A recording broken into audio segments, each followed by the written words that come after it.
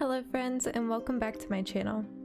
I decided to make a short guide for this year's Imperial City Celebration Event. If you're already familiar with the event and event systems in ESO, then some of this guide may be repetitive to you, so I'll try to include some timestamps in the comments. The Imperial City Celebration Event started Thursday, September 3rd, and it will run until Tuesday, September 15th at 10 AM Eastern Time. Not gonna lie, I'm filming this guide at 2 AM my time, so I'm gonna try my best to make this guide make as much sense as possible, but if it doesn't, sorry in advance. This event consists of both PvE and PvP content. You can kind of pick and choose what you want to do, but you must own the Imperial City DLC pack or have ESO Plus. Luckily, you can get the Imperial City DLC for free from the Crown Store, so it's available to everybody that plays the game. To participate in the event, you have to access the Group Finder or the Alliance War menu.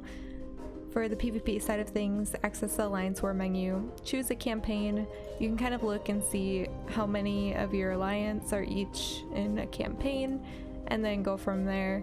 You can choose CP or non-CP, and there's 5 to choose from, so you have like a lot of options if you don't want to encounter wait times, even though they're not too long, especially at 2 AM. Group Finder is where you'll find the dungeons. You can queue on normal or on veteran mode. I think you had to be level 45 at least to queue for these, since they are DLC dungeons and they're a little bit more difficult than your average base game dungeons. The 2 DLC dungeons that go with this event are Imperial City Prison and White Gold Tower. Scroll down if you want to queue for them on veteran mode. Throughout this event, there are double drops from bosses, and this includes the dungeon bosses as well, so if you're wanting to farm either of these dungeons for sets, now's a great time because each of the bosses drop double the loot. Where I'm at now is one of the bases for Imperial City. This is the sewer base for Admiri Dominion. Each base is going to look different for each alliance, so yours might look different from where I'm at now. I main AD, so I just decided to come here to show off the quest and show you exactly what you need to do to get your tickets. You're awarded each time you complete a daily quest in Imperial City districts or the sewers. I'm going to show you some of the quests in the districts if you want to know where to pick them up and where to turn them in. You can also get tickets from completing and killing the final boss in White Gold Tower Imperial City Prison, so really you can go through this whole event without doing any PvP if you just want to do dungeons. Just get the free DLC from the Crown Store. The first time you complete an Imperial City District daily quest or defeat a final boss within the Imperial City Prison or White Gold Tower dungeons, you'll receive a Glorious Legion 0 Strong box. These boxes can contain Telvar stones, crafting materials, Zyvkin motif style items, key fragments, pages from the Legion 0 Vigils armor style, pages from Tools of Domination weapon style, Zyvkin motif chapters, and valuables that can be sold to vendors. Some of the bonuses of playing in Imperial City during the event are double the amount of Telvar stones dropped from all monsters, bonus chance of picking up the Stonefire Scamp Pet or Soul Shriven skin, double the amount of key fragments, bonus loot dropped from Trove Scamps and Cunning Scamps, and bonus drop from bosses including Imperial City dungeons. If you've never explored your alliance's base in Imperial City, it's definitely something I would recommend doing during the event. It is the time of the year where it's like the most active down here, and it's a lot of fun usually, so even if you're not sure that you like PvP yet, it's worth giving a shot and trying it out during this event.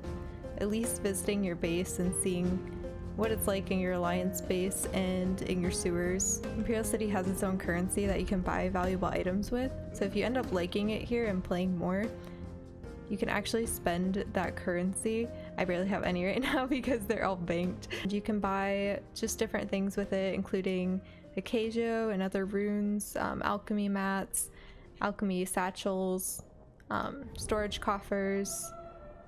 If you haven't been here before and you have some AP, these are nice if you're wanting to like port back to your base. I recommend picking up like a couple of these if you're going to be out playing and you don't want to go back through the sewers to get back. Especially if you're carrying a lot of Telvar on you. We're going to go ahead and pull up our map and see what it's like up top. This is the map of the sewers, so you can see we're here. This is the Admiri base, and then you can see the other bases over here. Each alliance has its own set of sewers, its own section of sewers, and then in the very center is where you'll find Molag Bal. If we right click on the map, it'll take us above ground where we can see all of the districts. Currently it looks like AD owns 2, so we can port up to any of the districts. We can use these ladders to go to whichever one we want. So if we wanted to go to one where our alliance owned that district up top, we could look and see nobles and temple our AD, and then we could just find those ladders, see nobles, and then climb up. So when you use a ladder to climb up, this is where you'll end up. You'll end up in one of the districts. You'll be above ground, no longer in the sewers. And right here is where you will find your daily quest. Look for the blue arrow. Talk to Brianna. So then she will give us a daily quest. Each district has its own like separate quest. It says we have to bait and set Ogrim traps and kill Legion 0 soldiers. So we can look and see that all of that is located like within this circle, and then we have our arrows that show us exactly where we need to go as well. I'm at a Nightblade, which is kind of convenient, especially if I'm like outnumbered. I'm able to like cloak and also use shade to kind of escape if I need to.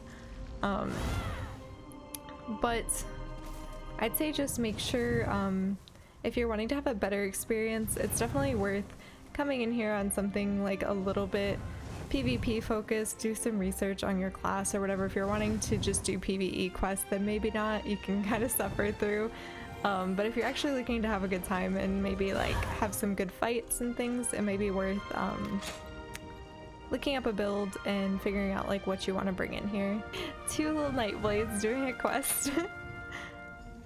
3 Nightblades doing a quest.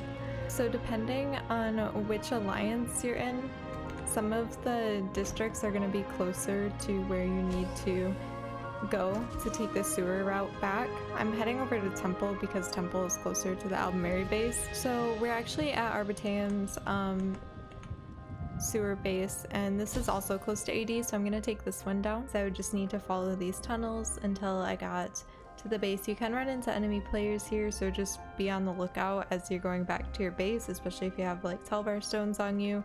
If you ended up buying one of the Sigil of Imperial Retreats, you can also just use that, and that will take you right back to the base where you need to go. So now I'll look for Brianna, and so I'll talk to her.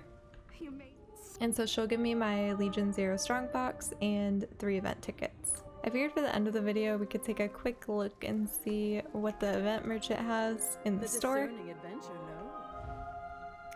So there are all these Legion 0 style pieces, and I'll put them all on so you can see them all. So this is what the Legion 0 style armor looks like.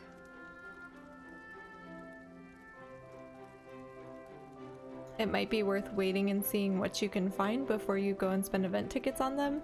I would say this would be probably like the last thing I would buy. There are also some furnishings in the store this time around.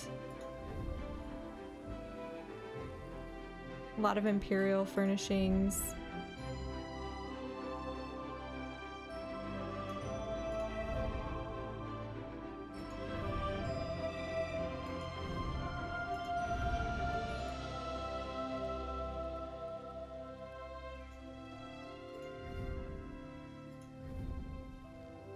Also, there are the moss heart berries. There's a new one, which is the berries of growth, which I'm actually going to buy because I have the other 2.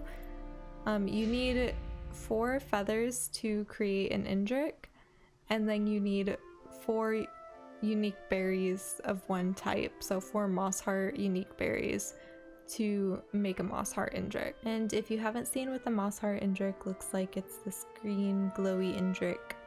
So there are currently 3 berries available for it, and the last berry will probably be out the next event we have. Thank you so much for watching. I hope this guide was informative. If you have any extra questions, please leave them down in the comments if there's anything that I didn't go over. And that's all for now. Bye!